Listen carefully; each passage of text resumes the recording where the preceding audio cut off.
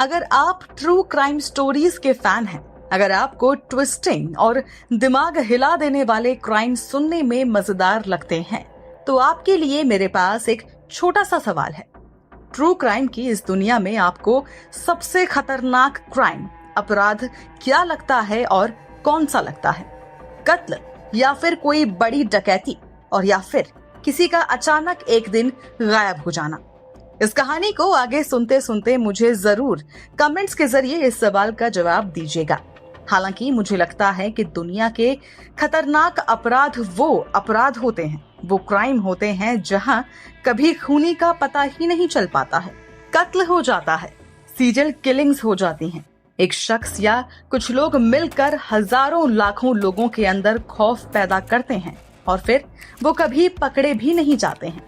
किसी शख्स ने कोई हत्या कैसे की और सबसे जरूरी सवाल क्यों की, इसका जवाब कभी मिल ही नहीं पाता है। आज ऐसे ही एक क्राइम स्टोरी मैं आपके लिए लेकर आई हूँ, जहाँ एक या शायद एक से ज्यादा हत्यारों ने एक के बाद एक कई हत्याएं की। उन हत्याओं को करने के लिए एक दर्दनाक तरीका चुना और हर हत्या के बाद वो जैसे हवा में गायब हो गए। जी हाँ, आज मैं आपको बताऊंगी मुंबई और कोलकाता में होने वाली कुछ ऐसी हत्याओं के बारे में जो थी एक ही जैसी, लेकिन कभी उनका सच पता ही नहीं चल पाया। साल था 1985। मुंबई के फुटपाथ पर एक के बाद एक लाशें मिलनी शुरू होती हैं। ये जो लाशें थी, ये फुटपाथ पर ही सोने वाले लोगों की थी, यानी गरीबी और भुखमरी की दलदल में फंसे लोगों की, जिनके पास रहने के लिए न छत थी और कई दिन तो खाने के लिए रोटियां तक नहीं होती थी। कहानी आगे बढ़ाने से पहले ये भी आपको बताना चाहती हूँ कि मुंबई आज जैसा है वो उस वक्त यानी 1985 के टाइम पर वैसा नहीं था। लोगों की जो नाइट लाइफ थी वो महज सोने तक ही सीमित थी और अक्सर एक टाइम के बाद लोग घरों से बाहर नहीं निकलते थे। खैर, कहानी पर लौटते हैं। तो मुंबई के सियोन किंग इलाके में पुलिस को पहली लाश मिलती है। इस लाश के सिर पर भारी पत्थर से वार किया गया था, यानी पूरी तरह से सिर को कुचल दिया गया था। बताया जाता है कि ये पत्थर पास ही में पड़ा था और उसका वजन लगभग 30 किलोग्राम था। पुलिस इस शख्स के बारे में पता करना शुरू करती है, लेकिन मुंबई की सड़कों पर रहने वाले हजारों लाखों गरीबों की तरह इस शख्स की भी पहचान मिट चुकी थी। हालांकि पुलिस तहकीकात शुरू करती है। इसके कुछ ही महीनों बाद पुलिस को एक और लाश मिलती है। इलाका वही था और मारने का तरीका भी वही था, यानी फुटपाथ पर रहने वाले एक शख्स का कत्ल और सिर कुचला हुआ।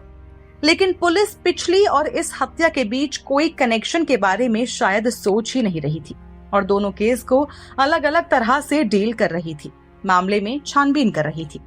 फिर कुछ महीनों में तीसरी लाश मिलती है, बिल्कुल उन्हीं सर्कमस्टांसेस में। अगले कुछ महीनों में पुलिस को 3 और लाशें मिलती हैं। सबके साथ एक ही जैसा सलूक किया गया था।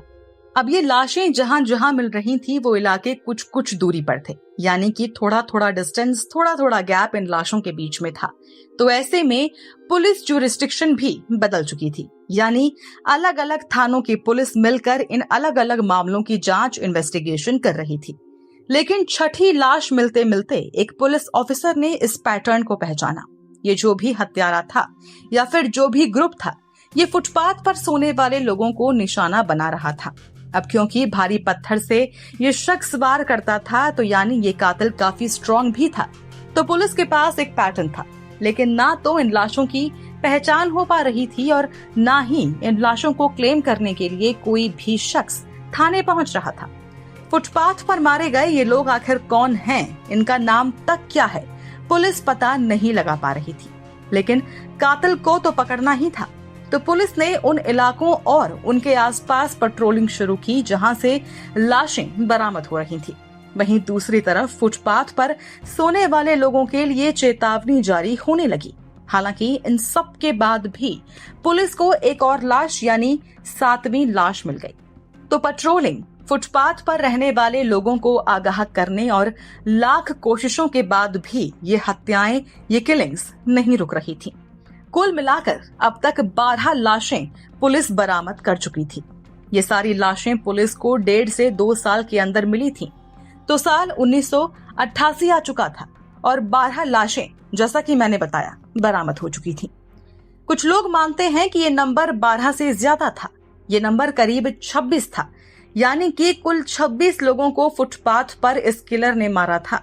लेकिन लोगों में डर ना फैले, लोग पैनिक ना हो, इसलिए पुलिस ने इस असली आंकड़े को हमेशा छिपाए रखा। तो 1988 में 12वीं लाश मिलने के बाद अचानक ये किलिंग्स बंद हो जाती हैं। पुलिस को लाशें मिलना बंद हो जाती हैं। बीते 2 साल में पहली बार ऐसा हो रहा था जब पुलिस के सामने 4-5 महीनों में एक भी लाश सामने नहीं आई थी। मुंबई पुलिस और यहाँ के लोगों ने चैन की सांस ली थी, लेकिन मामले में इन्वेस्टिगेशन जारी रही। साल बदल चुका था, कैलेंडर में 1989 लग चुका था और जगह भी बदल चुकी थी। मुंबई से अब आप कोलकाता आ जाइए।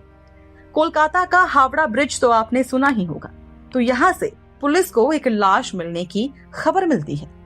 बताया जाता है कि लाश का सिर कुचल दिया गया है। कुछ दिन बाद सेंट्रल कोलकाता में ही हावड़ा ब्रिज के बिल्कुल पास, बिल्कुल उन्हीं सर्कमस्टांसेस में दूसरी और फिर तीसरी लाश मिलती है। कोलकाता पुलिस जल्द ही इन तीनों हत्याओं के तार जोड़ पा रही थी। उन्हें पैटर्न समझ में आने लगा था। पुलिस चौकन्ना होती है, पेट्रोलिंग करती है और जांच तेज करती है। लेकिन इन सब के बावजूद पुलिस को अगले कुछ महीनों में कुल 13 लाशें मिल जाती हैं। कत्ल करने का तरीका बिल्कुल वही, यानी वजनी पत्थर से वार और गरीब फुटपाथ पर रहने वाले लोग निशाना बनाना। हर एक चीज मुंबई में होने वाले कत्लों से मैच कर रही थी। मीडिया पर हर तरफ इन्हीं हत्याओं की चर्चा थी। इसी बीच मीडिया ने इस कातिल का एक नाम रख दिया, स्टोन मैन किलर, यानी पत्थर से वार करने वाला हत्यारा। तो सेंट्रल कोलकाता हर कुछ महीने में खून से लथपथ हो रहा था। पुलिस को कहीं से कोई लीड नहीं मिल रही थी। तो इसके बाद कोलकाता पुलिस ने अपने इतिहास का सबसे बड़ा सर्च ऑपरेशन चलाया। हर एक फुटपाथ पर नजर रखी गई थी। कई 100 लोगों को हिरासत में लेकर पूछताछ की गई थी। जिस शख्स पर हल्का सा भी शक जाता उसकी बारीकी से जांच होती, उससे बारीकी से पूछताछ होती। इन सब में सबसे अजीब और डरावने वाली कई चीजें थी। जैसे मुंबई और कोलकाता की ये सारी जो हत्याएं हुई थीं, इनमें एक भी चश्मदीद नहीं था, एक भी गवाह नहीं था। किसी ने इन कत्लों को होते हुए नहीं देखा था। मौकाए वारदात से भी किसी तरह का कोई सबूत, कोई डीएनए बरामद नहीं हो रहा था। यही वजह रही कि लाख कोशिशों के बाद पहले मुंबई पुलिस और फिर कोलकाता पुलिस इस स्टोन मैन किलर का कुछ भी पता नहीं लगा पाई। और फिर 1990 आते आते कोलकाता में भी ये किलिंग्स बंद हो गई। कुछ टाइम बाद मुंबई और कोलकाता पुलिस ने जॉइंट इन्वेस्टिगेशन भी की, लेकिन कुछ खास सुराग या सबूत निकल कर नहीं आ पाया। पुलिस को मोटा मोटा बस एक ही चीज समझ आई कि ये शख्स पहले मुंबई में एक्टिव था और जब इसे लगा कि मुंबई पुलिस एक्टिव हो गई है, तेजी से जांच करने लगी है, तो वो कोलकाता चला आया। यहाँ भी कुछ कत्ल करने के बाद और कोलकाता पुलिस के सर्च ऑपरेशन चलाए जाने के बाद वो एक बार फिर शांत हो गया। हो सकता है कि वो मुंबई लौट गया हो, या फिर कोलकाता में ही रुक गया हो, या फिर वो शायद कहीं और ही चला गया हो। बताया जाता है कि पुलिस ने इस मामले में क्रिमिनोलॉजिस्ट और मेंटल एक्सपर्ट से भी बात की।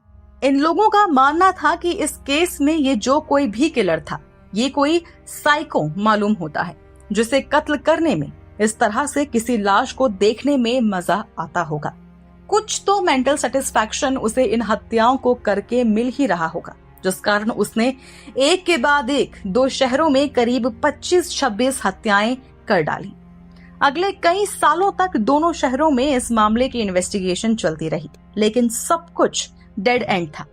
दोनों शहरों के लोगों ने, वहां की पुलिस ने चैन की सांस जरूर ले ली थी, लेकिन इस कातिल का कभी पता नहीं चल पाया।